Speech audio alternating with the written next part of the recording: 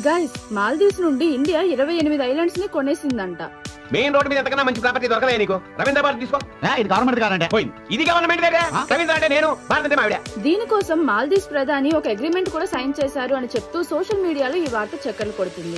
దీంట్లో ఎంత నిజముందో చూద్దాం. గవర్నమెంట్ అంటేనే గలీజైపోయిందప్పా. దీనమ్మ పడవ పచ్చోడొచ్చి బెదిరించేనే.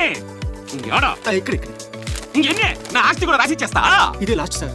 వార్తా కథనాల ప్రకారం ఇటీవల భారత ప్రభుత్వం మాల్దీవ్స్ లో ఒక వాటర్ అండ్ శానిటేషన్ ప్రాజెక్ట్ ని ఫండ్ చేయడం స్టార్ట్ చేసింది. ఇదే విషయాన్ని ఆ దేశ ప్రధాని ముహమ్మద్ ముయిజు తన ఎక్స్ ద్వారా తెలిపారు. ఇది 28 ఐలాండ్స్ ని కవర్ చేసే వాటర్ అండ్ సీవేజ్ ప్రాజెక్ట్. అంతేకాని 28 ఐలాండ్స్ ని మనకు రాసిచ్చినట్లు కాదు. ఇలా చెప్తూ ఎలాంటి వార్తా కథనాలు కూడా లేవు.